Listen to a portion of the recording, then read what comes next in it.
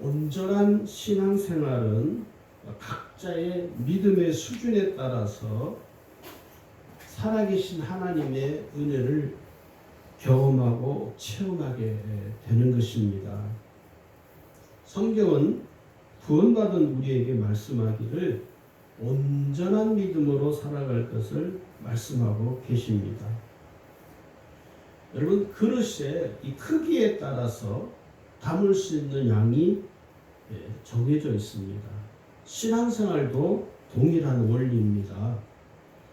모든 사람들이 똑같이 균등하게 하나님의 은혜를 체험하지 못합니다. 그 사람의 믿음이 분량이 어느 정도 되느냐에 따라서 은혜를 풍성하게 체험하는 사람이 있고, 어떤 사람은 은혜를 체험하긴 하는데 가뭄에 콩나듯이 은혜를 체험하는 사람이 있고, 어떤 경우에는요, 은혜를 아예 체험하지 못하는 사람도 부지기수라는 것이죠.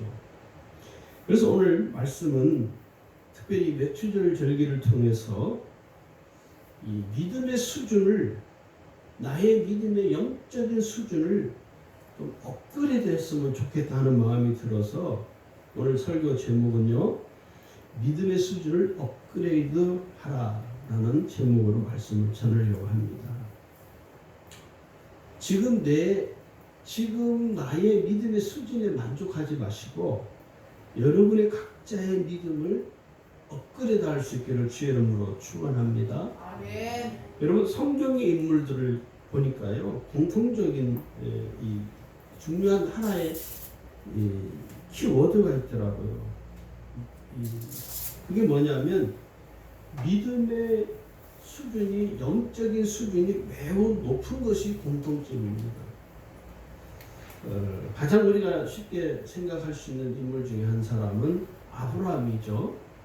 이 아브라함은 여러분, 자기가 하나님 앞에 어떤 축복을 쟁취하기 위해서 노력한 것이 아니라 하나님께서 아브라함에게 말씀하시기를 내 아들 독자 이삭을 내게 제물로 바치라.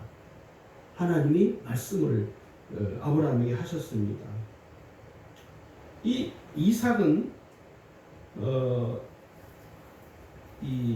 사라가 90세이고 아브라함이 100세일 때 사라가 90세가 되는, 모든 여성으로서 자식을 잉태할 수 있는 것이 다 끊어졌습니다. 하나님께서 그 사라에게 은혜를 베풀어 주셔서 아브라함 나이 100세에 낳은 아주 귀한 독자인 이삭입니다. 그런데 하나님께서 이 아들을 하나님께 제물로 바치라는 것이죠. 우리가 한번 생각해 볼 것은, 아브라함이 100세에 낳은 아들이기 때문에 자기 생명보다 더 귀하게 여기는 아들이죠. 근데 그 아들을 제물로 바친다는 것이 여러분 결코 쉬운 일이 아니라는 것을 우리가 먼저 알아야 됩니다. 그러나 이 아브라함은 하나님의 말씀에 망설이거나 주저하지 않고 즉시 순종하여 실행했다는 것입니다. 창세기 22장 3절을 잘 보시면 기록하기를 아브라함이 아침에 일찍이 일어나, 그렇게 기록을 하고 있습니다. 그 아들 이삭을 데리고 이제 하나님 앞에 이 이삭을 제물로 바치기 위해서 아침 일찍이 출발을 한 거예요. 망설였다면, 아브라함이 주저했다면 아침에 일찍이 일어날 수가 없죠. 좀 더 속도를 느리게 한다든가 아침에 늦게 일어난다든가 그랬을 거 아닙니까? 그런데 이 아브라함은 그렇게 하지 아니하고 아침에 일찍이 일어나서 그 아들을 데리고 하나님 앞에 그 아들을 바치기 위해서 이제 출발을 하는 거예요. 이 아브라함은 하나님의 말씀에 믿음으로 반응했다는 것입니다. 말씀에 순종하는 믿음으로 그 아들 이삭, 자기 생명보다도 더 귀하게 여기는 아들을, 이삭을 하나님께 제물로 드리는 거예요. 이 아브라함의 순종하는 믿음을 하나님께서는 보시고 그 아브라함을 하나님이 축복을 하시죠. 창세기 22장 11절을 보시면 이제 아브라함이 그 아들 이삭을 하나님께 제물로 바쳐서 칼로 내려치려고 할 때 하나님이 얼마나 다급했는지 아브라함아 아브라함아 하나님이 두 번을 이름을 반복해서 부르시는 거예요. 하나님께서 다급하셔서 아브라함의 이름을 두 번을 반복해서 불러요. 아브라함아 아브라함아. 그 아들 이삭을 칼로 내려치려고 하는 아브라함을 하나님이 부르신 것이죠.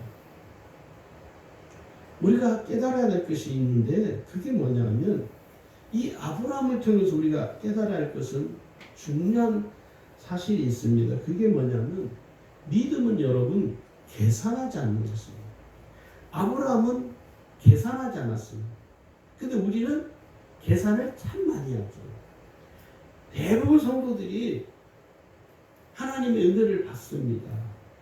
그리고 마음에 대부분 결단을 하죠. 내가 순종해야지. 근데 즉시로 순종이 안 돼요. 왜 안 되는지 아십니까? 계산하기 때문에 안 됩니다. 내가 이거 해가지고 내가 이것을 해가지고 혹시 나에게 무슨 이익이 있을까? 이것을 해가지고 내가 혹시 무슨 어려움을 당하지는 않을까? 우리는 참 많이 계산을 합니다. 근데 아브라함은 계산하지 않았다는 거예요. 내가 이것을 하면 하나님 내게 무엇을 주실까? 계산하지 않았다는 거예요. 그 말씀을 듣는 즉시 아브라함은 순종했다는 것이죠.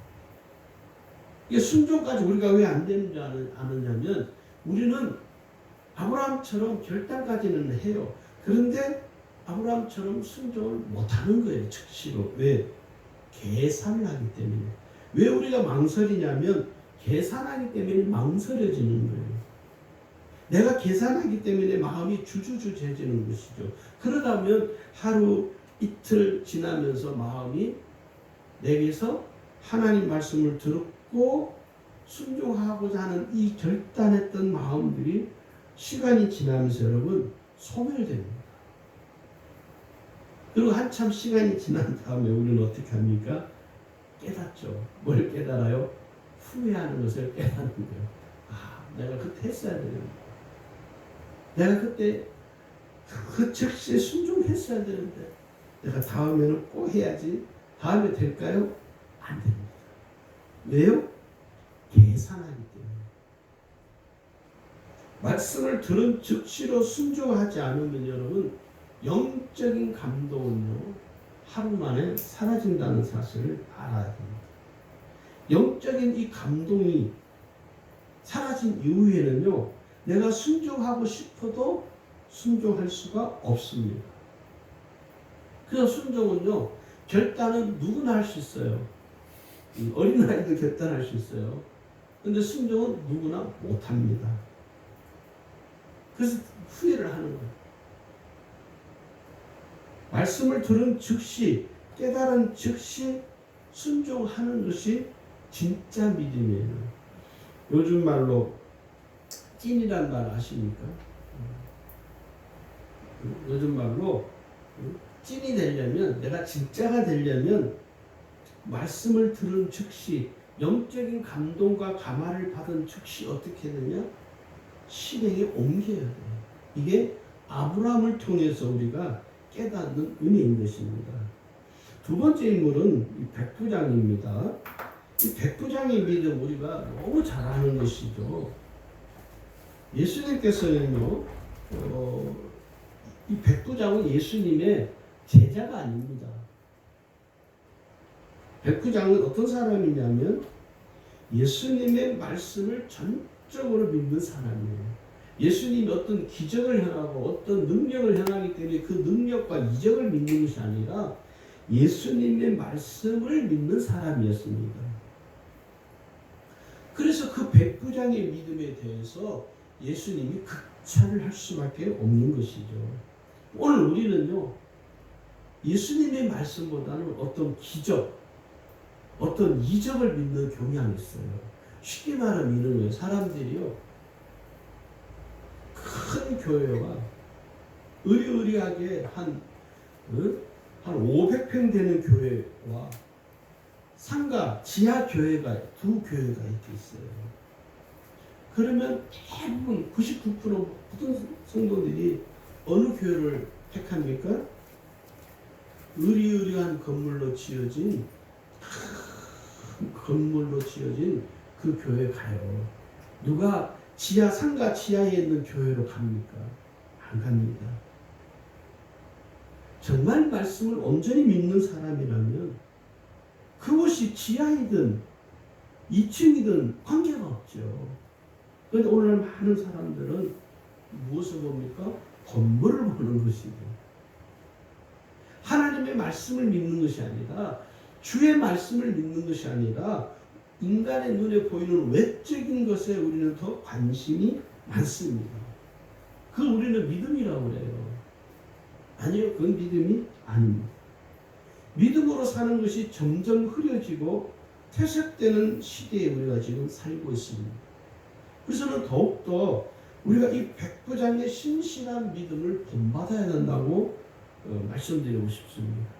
이 백부장은 예수님의 말씀, 예수님이 하시는 그 말씀을 그대로 믿었던 것이죠. 그리고 그 말씀을 의지하는 사람이었습니다. 오늘 이 시대에 어떤 사람이 필요하냐면 하나님의 말씀을 절실히 믿는 사람, 하나님 말씀만을 온전히 의지하고 믿는 사람이 필요한 시대가 오늘 이 시대입니다. 저는 우리 주님의 교회 모든 성도들이 백부장처럼 어떤 기적이나 능력을 믿지 말고 하나님의 말씀을 신뢰하는, 그 말씀을 의지하는 성도들이 되기를 주의 이름으로 축원합니다. 여러분, 믿음이란 뭡니까?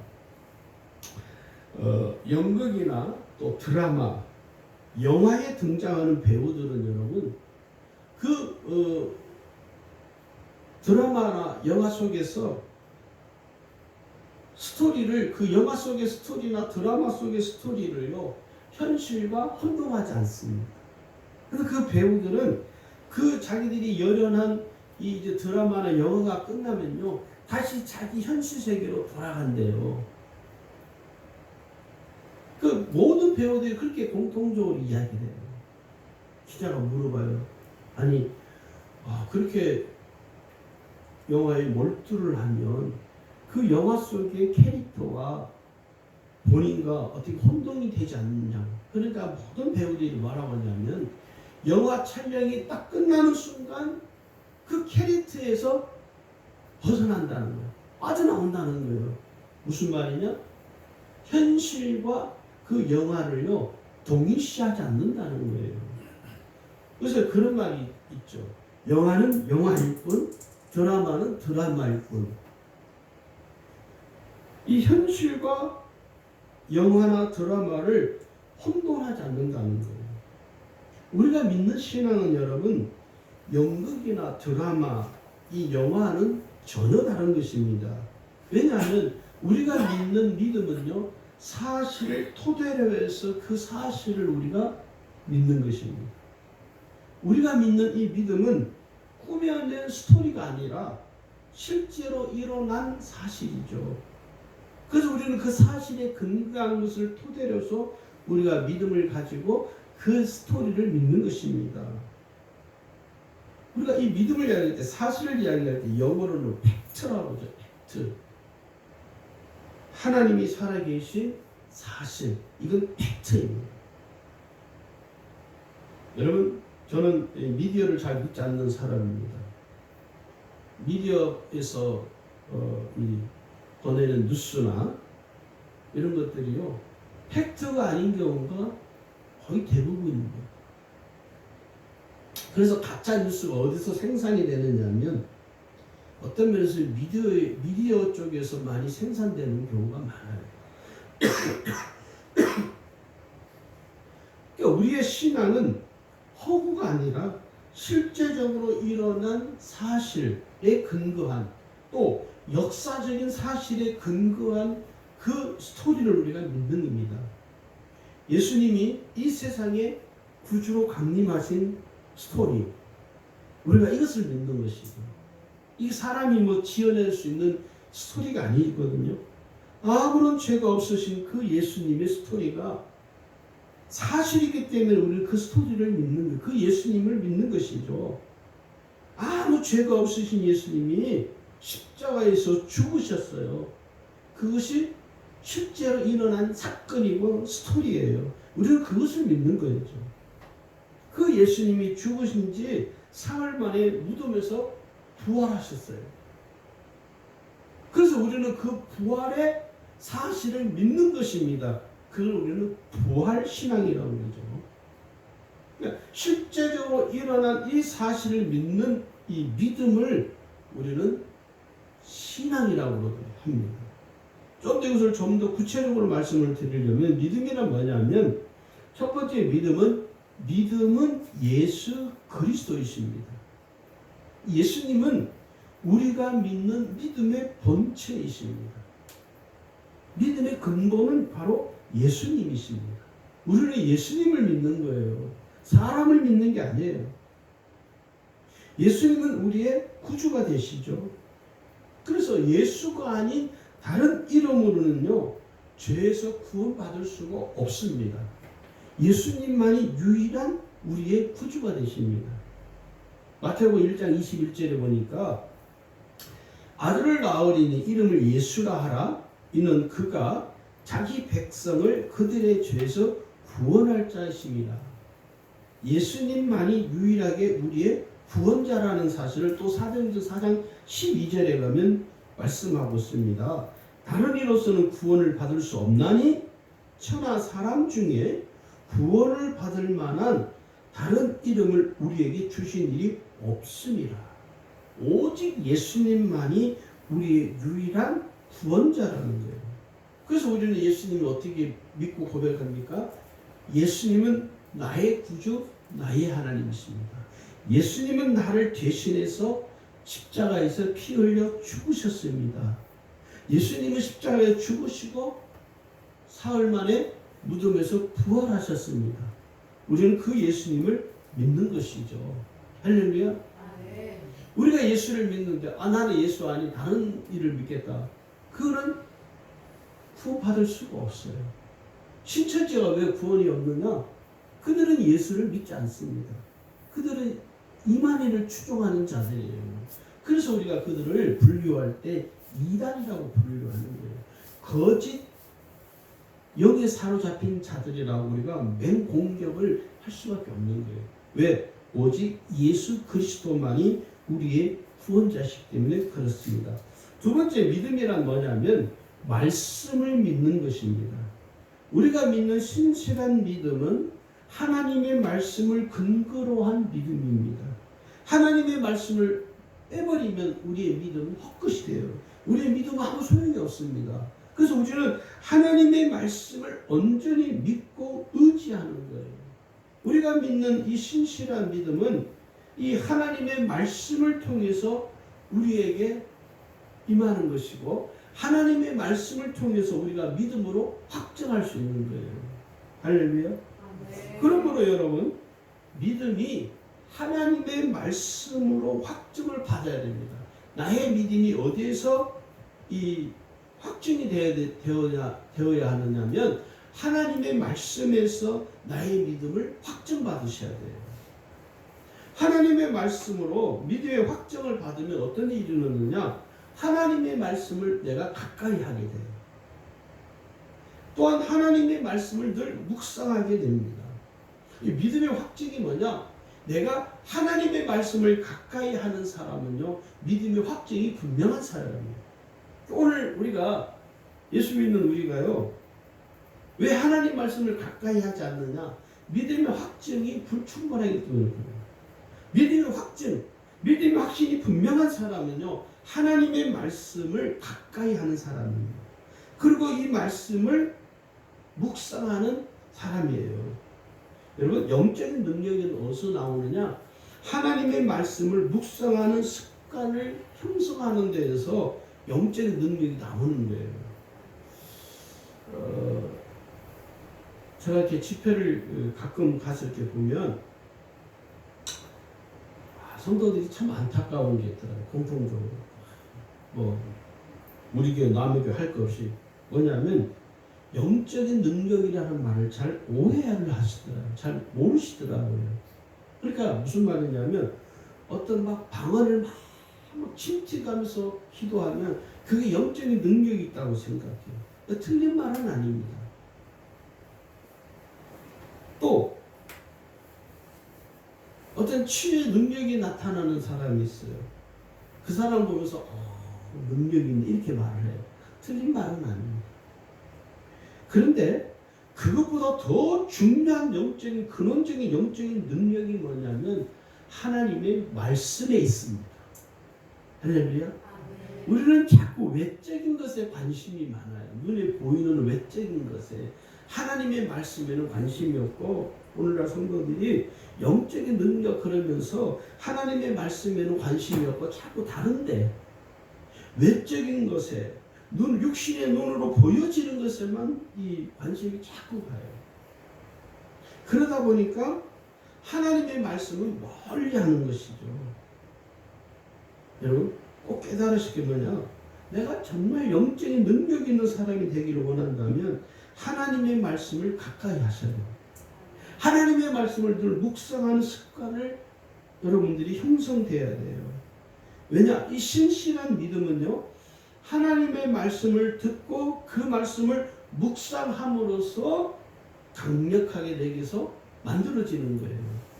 내가 영적인 사람이 되고 싶기를 원한다면 하나님의 말씀을 읽고 그 말씀을 지속적으로 묵상하셔야 돼요. 이게 영적인 사람의 삶의 모습이에요. 뭐 영적 그러니까 무슨 어디 가서 뭐 방언 터지고 막 통역을 하고 그것도 맞아요.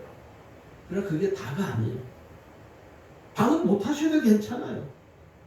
진정한 영적인 능력은 뭐냐? 하나님의 말씀에서 나오는 것이라는 사실을 여러분이 깨달으셔야 됩니다. 여호수아 1장을 보시면 하나님께서 여호수아에게 처음부터 계속 강조하는 게 뭔지 아십니까? 여호수아 1장 7절에서 9절에 이 핵심입니다. 이 말씀이 여호수아에게 주시는 말씀의 핵심이에요. 우리 잘 아는 거기 여러분 한번 여호수아 1장 7절 9절을 꼭 한번 지금 찾아보시기 바랍니다. 제가 중간중간 읽을게요. 7절에 보시면요. 여호수아에게 하나님 말씀하기를 오직 강하고 극히 담대하여 나의 종 모세가 내게 명령한 율법을 다 지켜 행하고 우로나 좌로나 치우치지 말라 이렇게 권면을 하죠. 그러면서 뭐라고 하냐면 그래야면 어디로 가든지 형통하리니 이 율법책을 내 입에서 떠나지 말게 하며 주의하라 그것을 묵상하여 그 안에 기록된 대로 다 지켜 행하라. 그리하면 내 길이 평탄하게 될 것이며 내가 형통하리라. 내가 명령한 것이 아니냐. 강하고 담대하라. 두려워하지 말며 놀라지 마라. 내가 어디로 가든지 내 하나님 여호와 너와 함께하는 거예요. 하나님이 일평생 여호수아와 하겠다는 거예요. 일평생 하나님과 동행하는 삶을 사는 조건이라면 조건인데 그게 전제가 뭐냐면 주의 말씀을 밤낮으로 묵상하라는 거예요. 그 주의 말씀을 입에서 떠나지 말며 주야라 그것을 묵상하여 그 말씀을 묵상하여 그 말씀을 지켜 행하라는 것입니다. 그러면 하나님이 함께 해주겠다. 할렐루야. 오늘 하나님의 말씀을 듣고 그 말씀을 꼭 지키고 우로나 좌로나 치우치지 아니하고 말씀대로 준행하는 삶을 살기 위해서는 뭐가 전제가 되어야 되냐? 말씀을 매일 묵상해야 된다는 사실이에요. 말씀을 묵상하지 아니하고 어떻게 믿음으로 살아갈 수 있나요? 오늘 우리가 믿음으로 살고 싶은데 안 돼요. 왜 안 돼요? 안 될 수밖에 없죠. 말씀 묵상하는 것은 팽개 쳐버렸으니까. 내 팽개 쳐버렸으니까 저 땅바닥에 버려버렸기 때문에 성경은 저 장롱속에 처박아놨기 때문에 말씀 묵상을 할 수도 없고 믿음대로 살 수도 없는 거예요. 성도들이 자꾸 이 신앙생활을 잘못 배워서 그래요. 그러면서 말씀을 가까이 하고 말씀을 읽고 말씀 묵상하는 것은 그냥 등한시하고 자꾸 어디 가서 기웃기웃거리고 그러니까 정작 해야 할 근원적인 영적인 근원적인 것은 하지 않고 다른 외적인 것을 자꾸 관심을 갖다 보면요, 신앙생활이 이상한 신앙으로 변절될 수 있는 위험성이 있습니다. 자, 그 다음에 세 번째는 믿음이 뭐냐? 영적인 능력이라는 거예요. 여러분, 믿음은 강력한 영적인 능력이 있습니다. 믿음이 충만한 사람은요, 강력한 영적인 은혜를 경험하고 체험하게 되어 있어요. 우리가 이 성경 속에서 믿음이 충만한 사람들이 한결같은 공통점이 뭐냐면 강력한 영적인 은혜를 체험하고 경험한다는 사실입니다. 그래서 오늘 예수님께서 마가복음 9장 23절 우리 본문에 있죠. 여기 보면 예수님 이렇게 말씀하셨죠. 할 수 있거든이 무슨 말이냐? 믿는 자에게는 능히 하지 못할 일이 없느니라. 자, 물어볼게요. 그럼 여러분에게 여러분 믿음으로 살고 계시죠? 여러분 믿음으로 넣지 못할 일이 있으십니까? 이게 예수님이 말씀하는 하고 우리가 믿는 믿음하면 많은 갭이 있어요. 많은 갭이 있어요. 예수님이 분명히 말씀하기를 할 수 있거든이 무슨 말이냐? 믿는 자에게는 능히 하지 못할 일이 없다 그렇게 했는데 우리는 못할 일이 너무 많은 거예요. 믿음으로 산다고 그러는데 못할 일이 너무 많은 거예요. 그러니까 어떻게 우리는 우리 스스로를 위로합니까? 아직 때가 안 돼서. 아니요, 믿음이 없었어요. 우리는 우리 스스로를 위로해요. 또 사람들이 이렇게 위로합니다. 집사님, 아직 때가 안 돼서 그런 것 같습니다. 차마 말은 못해요. 당신이 믿음이 없어서 그런 거, 당신이 믿음이 없기 때문에 능히 하지 못할 일이 수두룩한 거 아니냐. 결국 여러분, 우리에게 믿음이 없는 거예요. 주의 말씀이 틀린 것이 아니라 우리에게 믿음이 없어요. 예수님은 또 우리에게 어떤 믿음을 말씀하냐? 지지난 시간에 말씀드렸어요. 겨자씨 하나만큼만 있는 믿음을 우리에게 말씀합니다. 제자들이 물은 우리는 어떻게 해서 이런 기적이 일어날 수 없습니까? 예수님 뭐라고 합니까? 너희 믿음이 작은 까닭이. 너에게 만일 너에게 믿음이 겨자씨 하나만큼만 있었어도 이 산을 명하여 여기서 저기로 옮기라 하면 옮겨질 것이요 너희가 못할 것이 없느니라. 오늘 예수님께서 우리에게 이 마가복음 9장 23절 할 수 있거든이 무슨 말이냐? 믿는 자에게는 능히 하지 못할 일 없느니라 하는 이 말씀과 마태복음 17장 20절에 말씀하는 겨자씨 하나만큼만 겨자씨 하나만한 믿음만 있으면 우리는 못할 게 없습니다. 믿는 자에게는 못할 것이 없다는 거예요. 믿음으로 살아계신 우리가 하나님의 은혜를 경험하고 체험을 해야 되는데 이 살아계신 하나님의 은혜를 경험하고 체험하는 신앙생활을 하려면 어떻게 해야 되느냐? 첫 번째는 여러분 간절함으로 구하셔야 됩니다. 하나님 앞에 간절함으로 구해야 돼요. 이 간절함의 가장 우리에게 모델이 되는 사람이 있는데 마태복음 15장에 보면 가나안 여인의 스토리입니다. 이 여인은 우리는 가리켜서 부스러기의 믿음을 구한 여인으로 우리가 그렇게 표현을 하기도 합니다. 자, 이 여인은요 누구보다도 간절했고 애절했습니다. 거기 마태복음 15장 21절에서 28절까지 기록이 되어 있는데 22절을 보시면 가나안 여자가 그 지경에서 나와서 소리질러 이르되 주 다윗의 자손이여 나를 불쌍히 여기소서 내 딸이 흉악하게 귀신 들렸나이다. 그렇게 예수님을 향하여 절박한 심정을 가지고 큰 소리로 부르는데 예수님은 쳐다도 안 봐요. 관심도 들지 않습니다. 심지어 제자들이 와서 그 여인에게 핀잔을 줘요. 그러면서 예수님께 제자들이 말합니다. 선생님, 저 뒤에서 어느 여인이 소리를 지릅니다. 저 여인을 오라 할까요? 그러게 예수님께서 뭐라고 합니까? 나는 이스라엘의 잃어버린 양 외에는 다른 데로 보내심을 받은 적이 없다. 예수님이 예스를 해주지 않아요. 그러니까 이 여자가 또 예수님께 와서 절을 하면서 오라고 안 했는데 예수님께 이 여인이 툭툭 막 뛰어와서 예수님께 절을 하면서 이렇게 이야기합니다. 주여 저를 도와주소서. 그러면서 예수님께서 뭐라고 하냐면 자녀의 떡을 취해서 개들에게 던짐이 마땅하지 아니하니라. 여러분 이 말은요 결코 가난한 여인의 입장에서 들을 때 기분 좋은 말은 아닙니다. 아주 불쾌한 말이에요 사실. 그런데 그 이어서 그 여인이 이렇게 말을 합니다. 주여 올소이다마는 개들도 제 주인의 상에서 떨어지는 부스러기를 먹나이다. 자기의 부끄러움, 자기의 체면은 온데간데 없이 여인에게는 중요하지 않아요.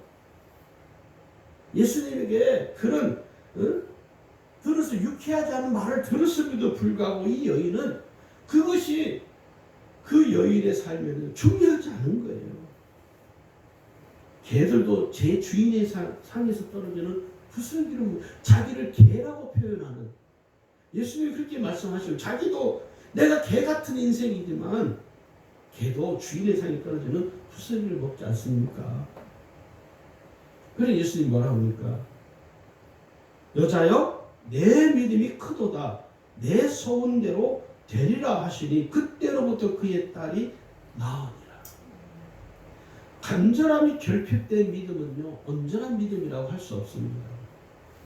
지금 내가 얼마나 간절한 믿음과 절박한 심정으로 살아계신 하나님께 간구하고 있는지 나의 신앙을 돌아봐야 할 때입니다.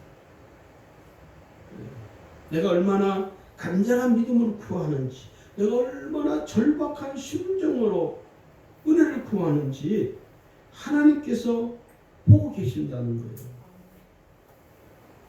오늘 많은 성도들이 이 심정을 가지고 구하지 않습니다. 간절한 찢어지는 그 마음을 가지고 애절한 심정을 가지고 하나님 앞에 구하지 않기 때문에 응답받는 은혜가 점점점 사라져가는 것이죠. 우리는 살아계신 하나님께 은혜를 구할 때마다 내가 얼마나 절박함과 간절함으로 구하고 있는지를 돌아봐야 될 것이지. 내가 지금 하나님 앞에 얼마나 내가 간절하게 구하는가, 내가 얼마나 절박한 마음을 가지고 하나님 앞에 구하고 있는가를 나 자신의 영적인 상태를 내가 들여다볼 줄 알아야 돼요. 그래야 개선이 될 수 있습니다. 두 번째는 여러분 열망해야 됩니다. 지난 시간에도 말씀드린 사람인데 12년 동안 혈루증으로 고통받던 이 여인, 이 자기 생각에는 예수님의 옷자락만 만져도 자기의 이 고질병이 치유받을 수 있다는 생각이 든 것이죠. 마가복음 5장 27절 28절에 보면요, 예수의 손을 듣고 무리 가운데 뛰어 뒤로 와서 그의 옷에 손을 대니 이는 내가 그의 옷에만 손을 대어도 구원을 받으리라 생각합니다. 많은 사람들을 해주고 들어가서 겨우 손을 내밀어서 예수님의 옷자락을 터치했습니다. 옷자락을 대기만 했어요. 그 순간 12년 동안 고질병처럼 고통 속에서 지옥에서 살던 그 혈루병이 그 여인의 몸에서 기적이 일어나는 거예요. 자기의 몸이 치유되는 것을 본인이 느껴버린 거예요. 본인이 알게 된 거예요. 생생하게 자기 두 눈으로 지금 자기의 이 고질병이 치유받고 있다는 사실을 이 여인이 깨달은 게 아니라 그냥 몸에서 나타나 버린 거예요. 예수님은 나중에 그 여인을 칭찬합니다. 마가복음 5장 34절을 보시면 이렇게 그 여인에게 예수 이런 말씀을 따라 내 믿음이 너를 구원하였으니 평안히 가라. 내 병에서 놓여 건강할지어다. 할렐루야. 이게 뭡니까? 열망입니다. 열망은 뭡니까? 내 마음을 다해서 힘을 다해서 뜻을 다해서 간절히 바라는 게 열망이에요. 오늘 내가 믿음으로 하나님 앞에 얼마나 열망하고 살고 있는지, 믿음으로 열망하는 사람에게는요 기적이 일어나요. 그러면 내 삶에 왜 기적이 일어나지 않느냐? 내게 열망이 이미 사라져 버렸어요. 사라진 거예요. 열망은요 애가 타는 거예요. 하나님 내게 은혜를 주시옵소서. 하나님 이거 하나님 해결해 주시면 안 됩니다. 막 속이 타들어가는 거예요. 문제 때문에 속이 타들어가는 것이 아니라 하나님이 내게 은혜 주실 것을 막 간절히 애타는 심정으로 하나님 앞에 갈망하는 거, 열망하는 거, 하나님을 바라보는 거예요. 그게 열망이에요. 열망. 이 여인은 그 열망을 가지고 하나님 앞에 은혜를 구한 거예요. 그래서 12년 동안 고질병처럼 지옥에서 살던 그 여인이 그 지옥에서 해방돼 버린 거예요. 뭐가요? 열망. 믿음의 열망이 그 여인을 자유케 해준 거예요. 자, 그 다음에 세 번째는 어떤 믿음을 살아야 되느냐? 말씀을 듣고 지켜라는 것입니다. 온전한 믿음은 하나님의 말씀을 잘 듣고 그 말씀을 지키고 그 말씀대로 살아갈 때 믿음이 강해지고 영적인 능력이 나타나는 것입니다. 영적인 능력, 영적 능력 자꾸 많은 사람들이 잘 모르고 의미를 잘 모르고 너무 남발을 하는 거예요. 영적인 능력은 하나님의 말씀을 듣고 하나님의 말씀을 지키고 그 말씀대로 살아갈 때 내게서 자연스럽게 나타나는 것이 뭡니까? 믿음의 능력이라는 것입니다. 그래서 우리는요 말씀을 듣고 지키는 데 힘써야 합니다. 누가복음 11장 28절에 보면 예수님이 이렇게 우리에게 권면하십니다. 하나님의 말씀을 듣고 지키는 자가 복이 있느니라. 계시록 1장 3절에 가면요 이 예언의 말씀을 읽는 자와 듣는 자와 그 가운데 기록한 것을 지키는 자는 복이 있다. 이렇게 말씀해요. 그러니까 주의 말씀을 읽고 듣고 지키는 자가 복 있는 자로 살게 된다는 거예요. 여러분 복 있는 자로 살고 싶으십니까? 그러면 주의 말씀을 늘 읽고 그 말씀을 듣고 들은 말씀을 지키며 사십시오.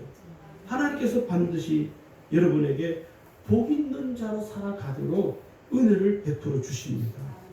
그 다음에 네 번째는요 적극적으로 기도하라는 거예요. 기도는요 믿음이 충만한 사람이 간구하는 거예요. 믿음이 없는 사람은 기도 못합니다.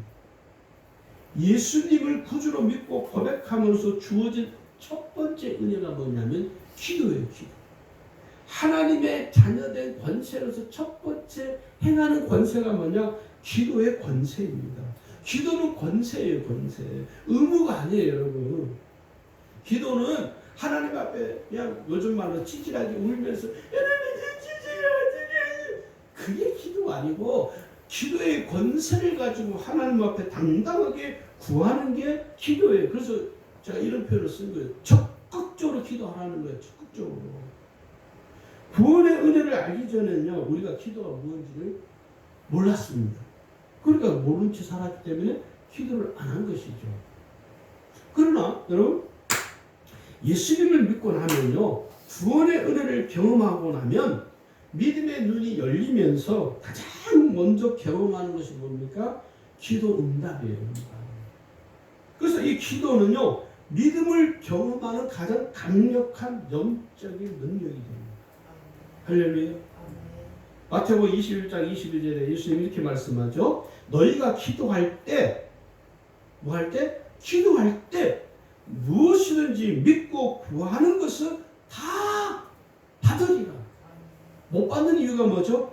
기도하지 아니할 때는 기도 응답을 못 받는다는 거예요. 그러니까 기도하면 다 받는다는 것이죠. 야고보 5장 15절은 뭐라 합니까? 믿음의 기도는 병든 자를 일으키리라. 오늘 여러분의 심령이 병들었어요. 왜? 기도하지 않기 때문에. 오늘 나의 삶이 병들었어요. 왜? 기도하지 않기 때문에. 오늘 내 영이 병들어가고 있어요. 왜? 기도하지 않기 때문에. 자기의 심령이 지금 썩어 문도에 있다는 사실 우리가 자각을 못합니다. 자각하지 못해요. 그러니까 기도 안 해도 별 마음이 불안하지 않고 기도 안 해도 별로 마음에 불편함이 없어요. 이미 그 심령은 썩어 문드러졌다는 이 경고입니다. 기도하는 자는 여러분 이 세상에서 가장 적극적이고 가장 열정적인 믿음으로 사는 사람이에요. 기도하는 사람. 하나님께서는요 지금도 기도하는 자의 손을 들어주십니다. 기도하지 않는 자의 손을 하나님 붙잡으시지 않아요. 하나님은 지금도 두 손 들고 하나님 앞에 기도하는 그 사람의 두 손을 하나님이 딱 붙들고 계시는 거예요. 하나님이 그 손을 놓치지 않을 때까지 하나님이 그 손을 놓아버리면 내게 은혜가 임하지 않지만 기도하는 자의 손을 하나님이 꽉 붙들고 계셔요. 그래서 기도를 우리가 할 수 있는 거예요. 오늘 우리가 기도하다가 중간에 왜 못하느냐, 오래 못하느냐, 그 손을 내가 뿌리쳐버리는 거예요. 놓으세요. 나 기도 안 합니다. 기도하는 손을 놓아버리는 거예요. 그러면 그 사람에게는 하나님의 은혜는 더 이상 임하지 않습니다. 하나님을 원망하지 마시고 기도하지 않는 기도의 손을 들지 아니하는 여러분 자신을 원망하셔야 돼요. 왜 내게 응답이 없나? 왜 내 삶에는 하나님 역사가 일어나지 않나? 그건 내가 기도의 손을 내려버려서 그래요. 기도에서. 그래서 기도는 언제까지 하느냐? 응답 받을 때까지 끝까지 하는 거예요. 할렐루야. 마지막으로 범사에 감사하라는 것입니다. 특별히 맥주전을 통해서 우리는 이 감사에 대한 마음을 좀 남다르게 가져야 됩니다. 감사는 여러분요 아무 조건이 없습니다. 내가 감사할 수 있는 환경이 되기 때문에 감사하는 그런 조건이죠. 오늘 성경 우리에게 뭐라면 범사에 감사라는 거예요. 왜? 무조건 감사라는 거예요. 어떻게? 무조건. 감사에는요 조건이 없어요. 내가 지금 감사할 수 있는 환경이 돼야 감사하지. 그건 신앙이 아니에요. 그래서 범사에 감사하는 자를 하나님이 가장 기뻐하십니다. 왜 그런지 아십니까?